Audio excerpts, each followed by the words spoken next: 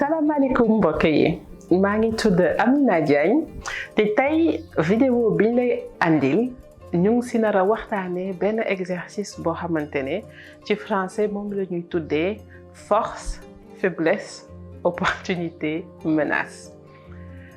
li nga war a njëkk xam force mooy sa doole loo xamante ne yow yaa ko liggéey ba doon na loo xamante ne foofu nga mënee. faiblesse mooy fi nga xamante ne xam nga ne amuloo ci doole noonu. opportunité mooy loo xamante ne mën nañ ko sax wax wërsëg loo xamante ne beneen buntu yuy ubbeeku lay doon waaye du loo xamante ne yow yaa ko liggéeyal sa bopp. dinañ delluwaat ci exemple boobu. menace tamit mooy li nga xamante ne fële lay jógee doon loo xamante ne bu demee ba am dina la gaañ. nañ def exercice boobu mu gën a leer waaye li am solo mooy xam ne entreprise bu nekk war nga def exercice boobu ba nga xamante ni lu bari loo xamante ne mun na ñëw bett la du la bett ndaxte fekk na yow sóoraale woon nga ko ba pare. ñu tàmmale par fii nga xamante ne yow foofu nga mënee. bu dee yow da ngay togg ñu xam ne kii de am na benn sauce boo xamante ne moom rekk moo xam nan lañ koy defee walla nga nekk transformatrice ñëpp di transformer dugub rekk la ñuy transformer nga dem ba seetlu ne bu dee ñëpp ñu ngi ci transformation dugub bi comme man maa ngi dem seeti leneen loo xamante ne dinaa ko mun dolli ci sama mën-mën ba nga xamante ne dootuma bokk ak ñeneen ñi dina am foo xamante ne foofu laa leen di mënee. loolu entreprise bu nekk da nga war a xam bu baax a baax yow fan nga mënee lan mooy sa doole boo demee ba xam lan mooy sa doole nga continuer di ci liggéey ba nga xamante ne toujours yow yaay raw ñeneen ñi. beneen bi ñu andi mooy boo defee loolu ba pare xalaat ba pare fan mooy fi nga xamante ne foofu nga mënee nga xalaat lan mooy li nga xamante ne yow ci sa bopp xam na ne des na. bu dee da ngay jaay te xamuloo nan ngay defee say calcul loolu mun na nekk loo xamante ne daf lay gaañ. walla bu dee da ngay jaay lekk waaye keneen mooy togg ba ñëpp dem nañ ba xam nañ loxo kooku la ñu tàmm loxoom nga xamante ne kooku mun na xëy suba rekk dem loolu risque la ci yow.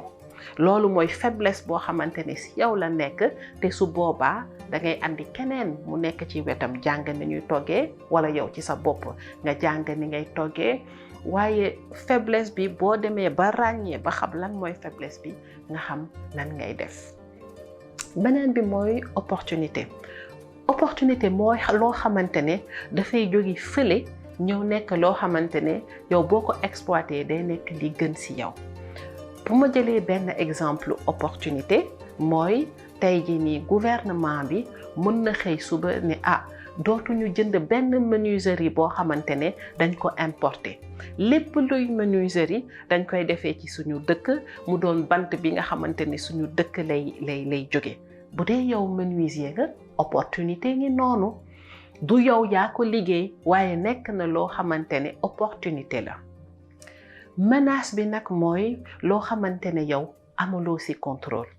bu ma jëlee benn exemple mooy bu dee da ngay jaay ginaar mun na am feebar yoo xamante ne bu ñëwee rekk sa poulailler yépp walla lépp li nga doon yar mun nañ dee. feebar boobu nekkul loo xamante ne yow yaa ko contrôler mun na jóge fële ñëw.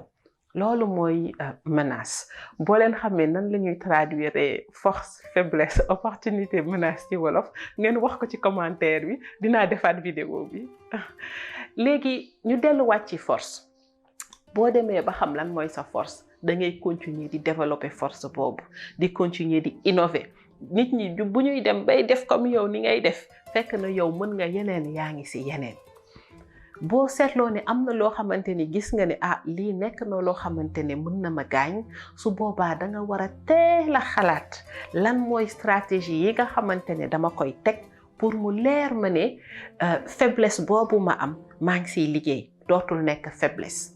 boo nekkee entrepreneur bul nangu mukk sa faiblesse wu ren nekk sa faiblesse wu déwén. faiblesse boo gis rek war nga si mën a liggéey. Donc force ak faiblesse mooy loo xamante ne si yow la dépendre ci sa entreprise la dépendre. Opportunité mooy lii di jóge fële. Opportunité nag doo gis ne opportunité nii la rek nga toog ne opportunité bi de mu ngi nii. boo gisee opportunité yow da nga war a dem ci opportunité bi doo xaar opportunité bi ñëw si yow yow yaa war a xool ne man di fii gis naa fi opportunité kon léegi man lan laay liggéey nan laay def ba mën a exploiter opportunité boobu. bu dee menace la nag yow yaay teel a xam nan laay def ba menace boobu bés bu amee su boobaa du ma gaañ wala su boobaa du ma yàqal carrément. donc yow yaay seet bu baax ci entreprise bu nekk ak i menace am lan mooy li nga xamante ne mën na jóge fële nekk menace ci man ma xam su boobaa man yan stratégie laay teg ba nga xamante ne dootuma bett te su ma bettulee du ma ëpp doole. ñu ngi leen di jaajëfal waxtaan boobu lañ andi woon tey ba tey rek boo leen amee ay laaj-laaj wala yeneen thématique yoo leen bëgg ñu waxtaanee ci commentaire yi ngeen di ko bind dinañ ci mën a dellu si waat si yeneen vidéo ba beneen.